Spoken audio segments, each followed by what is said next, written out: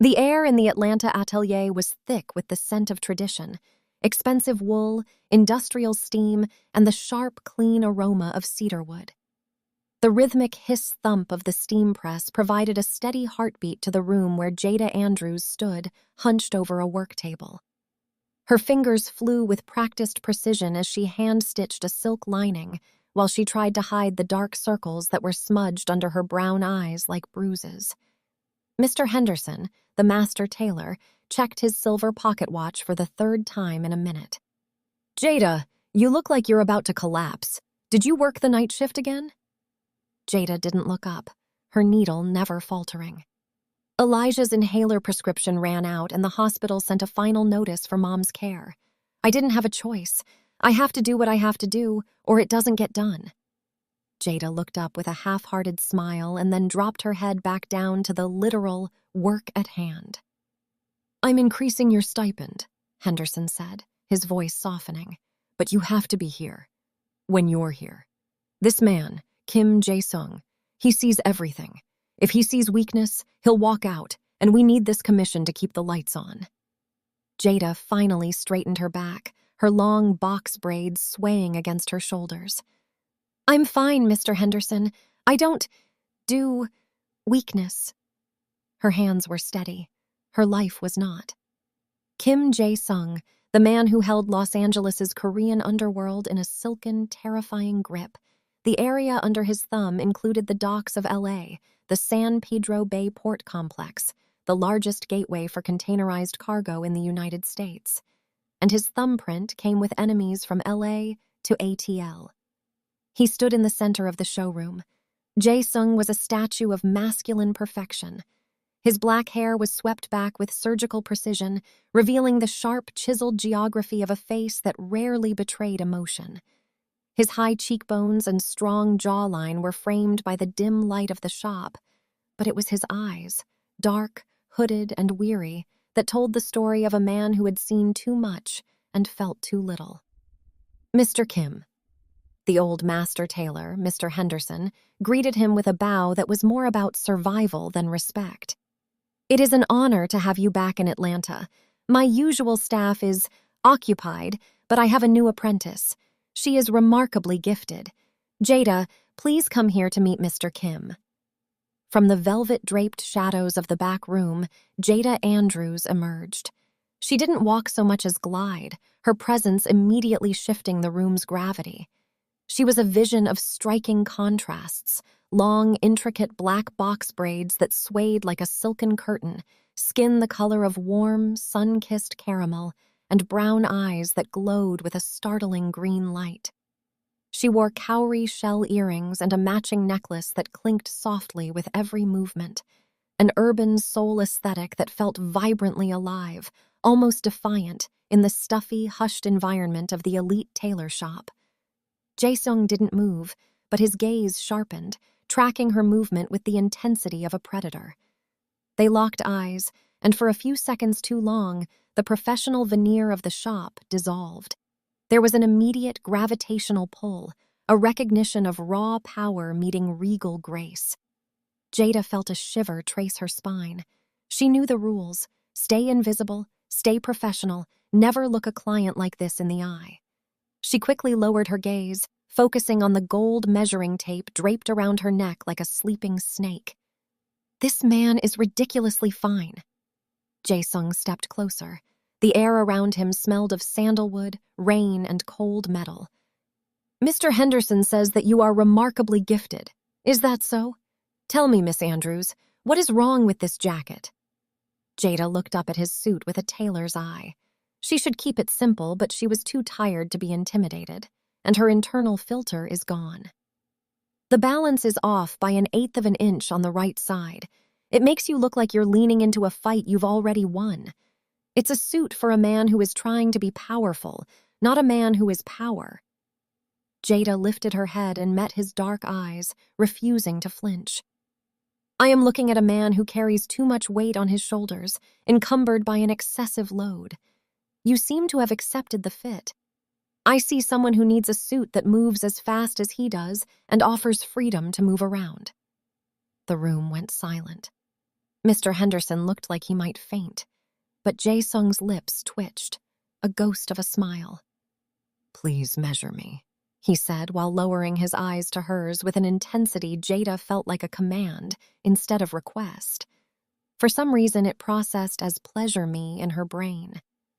"I must be really tired," Jada said to herself. Jada approached the giant of a man. Jae-sung was built with the terrifying efficiency of an athlete, broad-shouldered, narrow-waisted, and possessing legs that seemed to go on forever. Even at her own tall 5'10" shapely height, she realized she couldn't reach his shoulders properly to get the drape of the jacket right. "I need the stool," she murmured, her voice a low, melodic tremor that showed too much of the impact their proximity was having on her senses. As she fetched the stool, she admonished herself, "Ma'am, I'm going to need you to get it together." Jada brought out a small, antique wooden stool to reach the height of his broad shoulders. As she stepped up, she found herself inches from his face. She could smell the scent of sandalwood and rain. She reached up to drape the measuring tape, her fingers accidentally brushing the warm skin of his neck. It was like a static discharge. A physical jolt made the air in the shop feel heavy and charged. "Hold still, please," she whispered, her voice trembling slightly. "You're tired," Jae-sung noted, his gaze intense. "Your pulse is racing against my neck." "It's just the caffeine," she lied. Suddenly, the stool gave a sickening crack. The aged wood gave way. Jada felt the world tilt as the stool collapsed. She gasped, her hands flying out to catch herself, but before she could hit the floor, Jae-sung's reflexes, honed by years of martial arts and undesired hand-to-hand combats, caught her. He held her, for seconds that felt like it lasted an eternity. He was close enough to feel his breath against her cheek. She could smell his scent. Expensive tobacco, sandalwood, and something metallic, like rain on asphalt.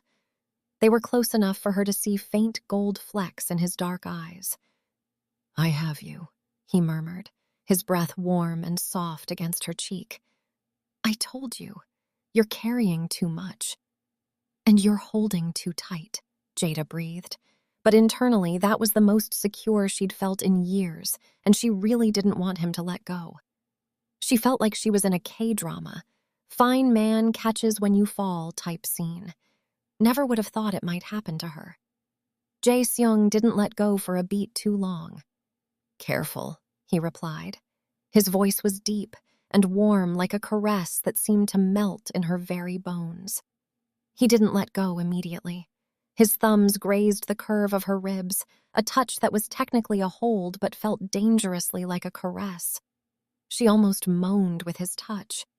I can finish from the floor," she said, though her legs felt like jelly.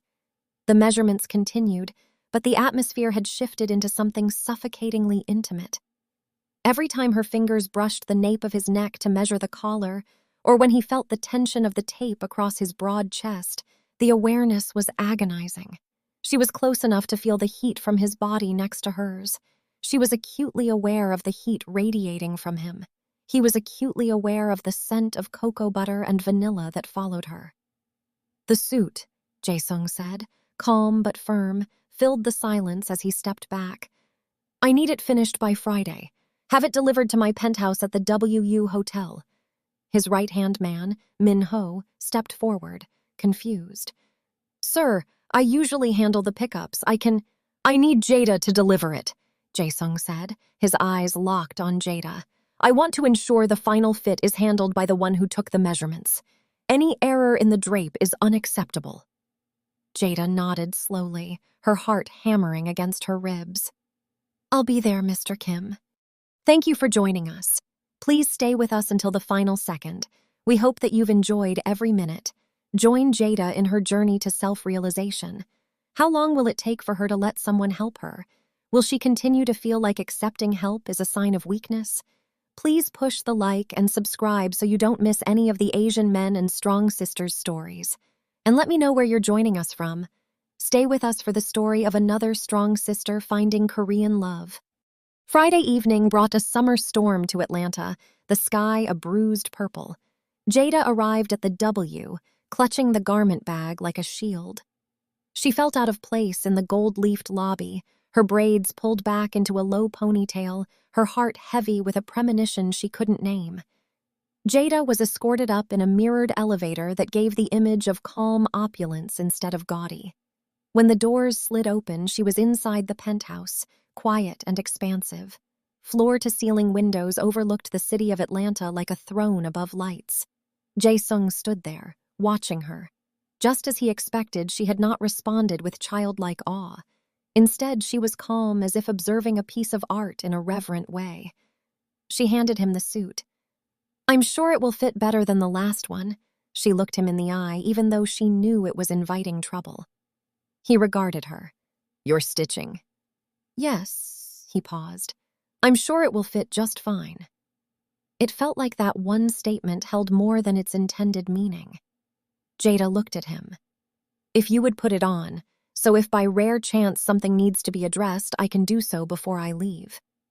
Instead of retreating to a changing area, Jae-sung slipped his jacket off right there.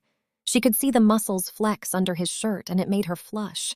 She admonished herself for even responding to it. She helped him into the newer piece.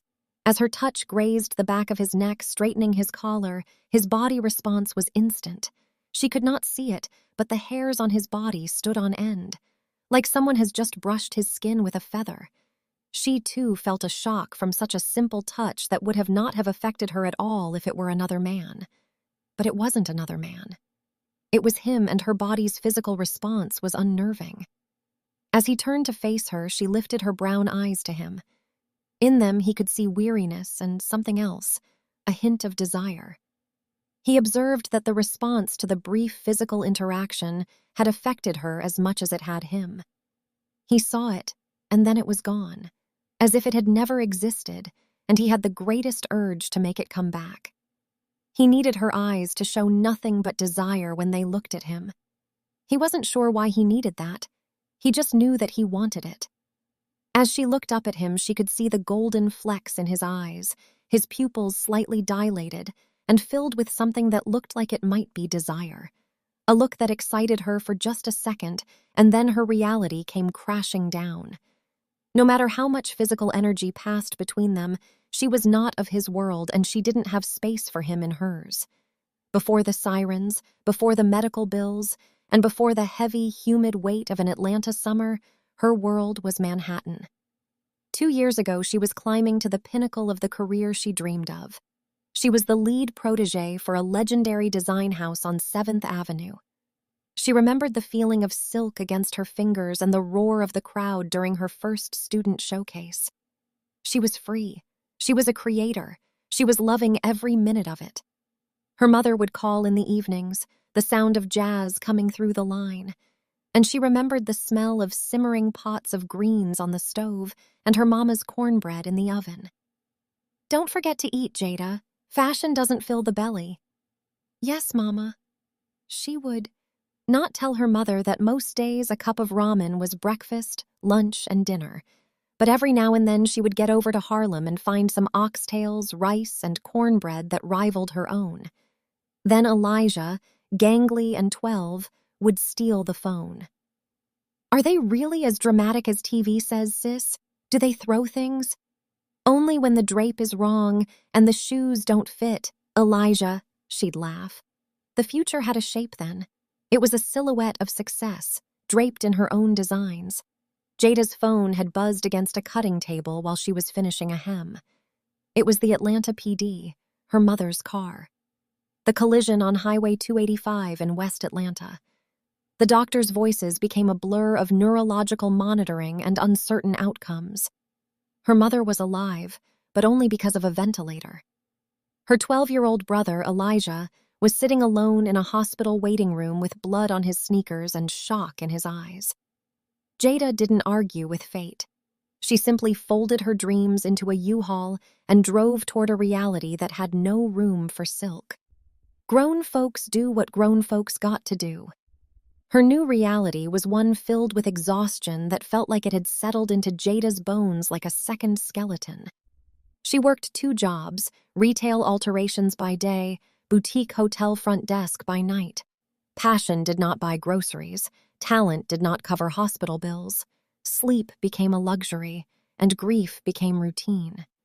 She carried it upright, shoulders back, chin level, but it was there, a constant, dull ache. She mourned her dreams, buried them deep in her heart, but she tried her hardest to make sure it didn't show.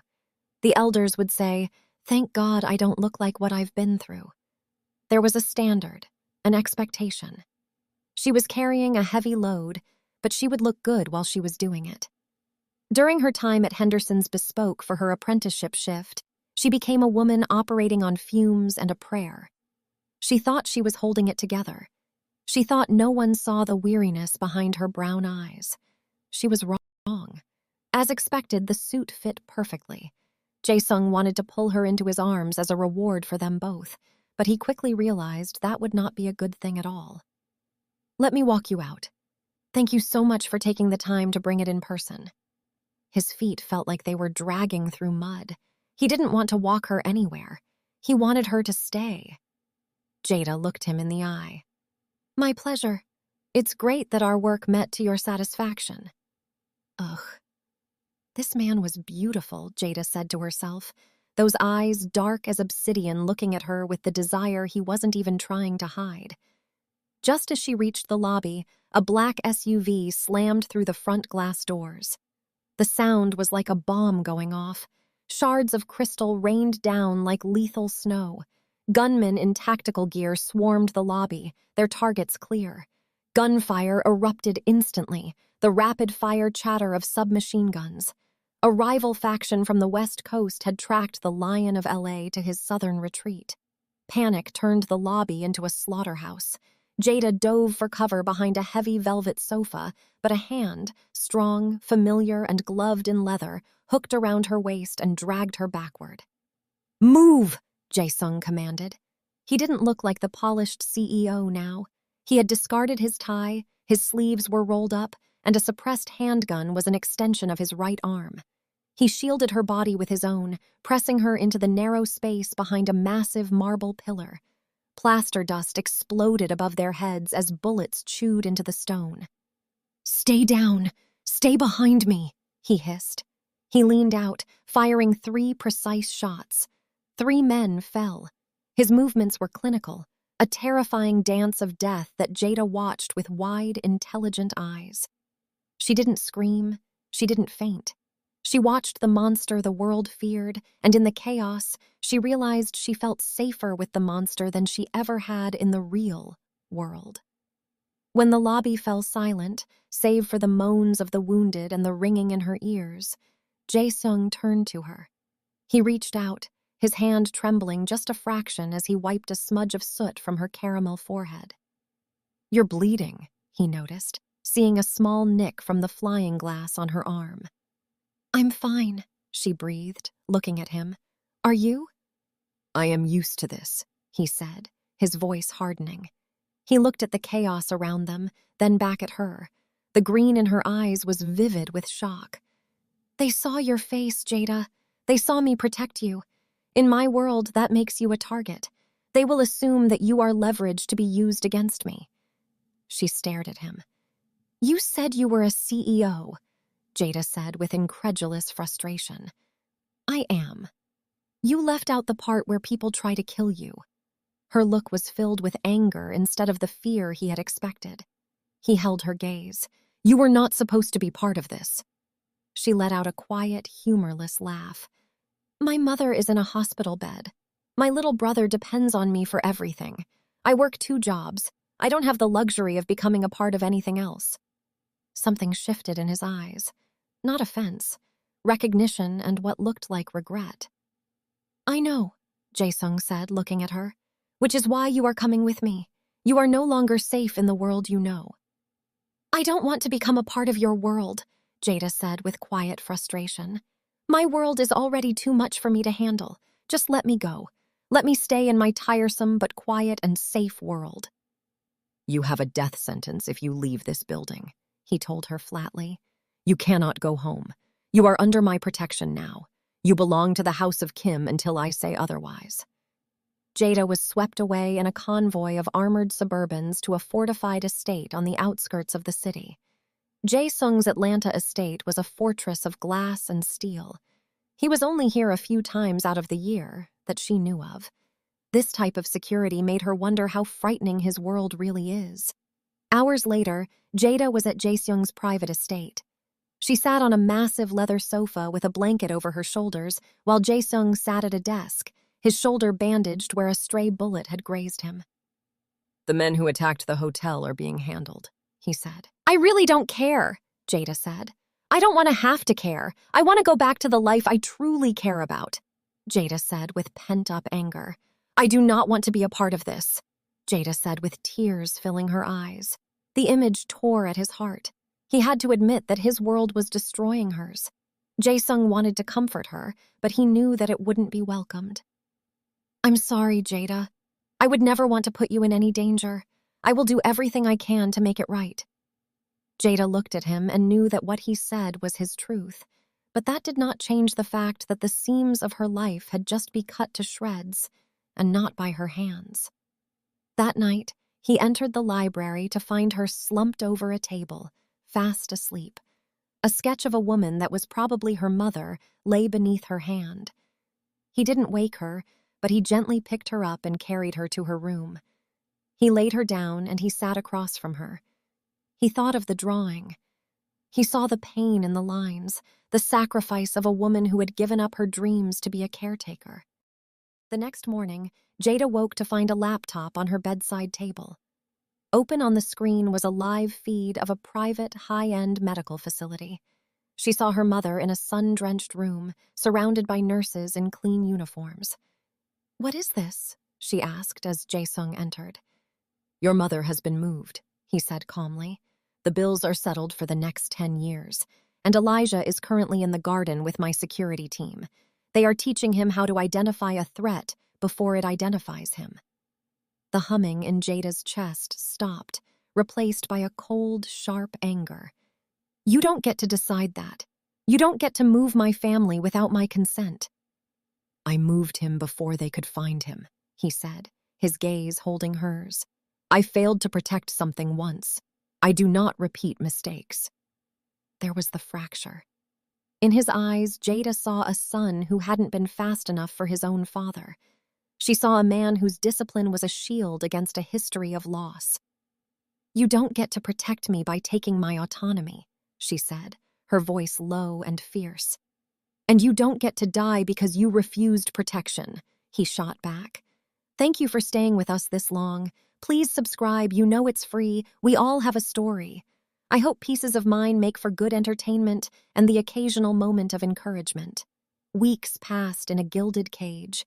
Jada watched Jae-sung disrupt Park Jae-hyun's empire not with bullets, but with surgical strikes. He froze accounts. He isolated suppliers. He turned the syndicate's own greed against Park. Jada didn't shrink into the shadows of the estate. She redesigned Jae-sung's public image, structuring his presence to be untouchable.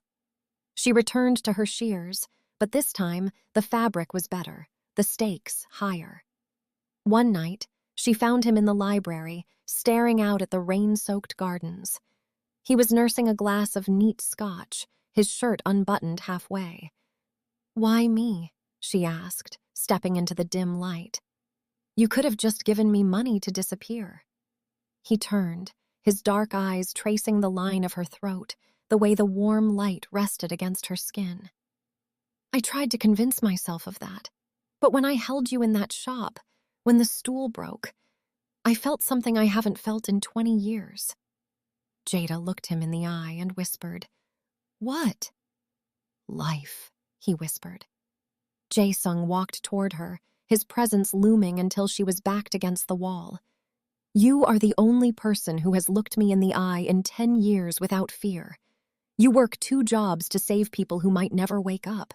In my world, that's not an asset. That's a miracle. And I protect my miracles."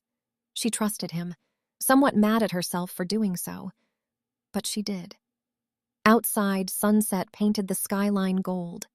Inside, something inside her softened despite herself. But power never exists without opposition. Park Jae-hyun had once operated alongside Jae-sung's father. He believed Jae-sung had become too corporate. too polished, too attached to appearances. He watched surveillance of Jada stepping out of the Atlanta tailor shop. "A fracture point," Park murmured. "Every powerful man has one." Men began appearing near Elijah's school in Atlanta, not touching, not approaching, just visible enough.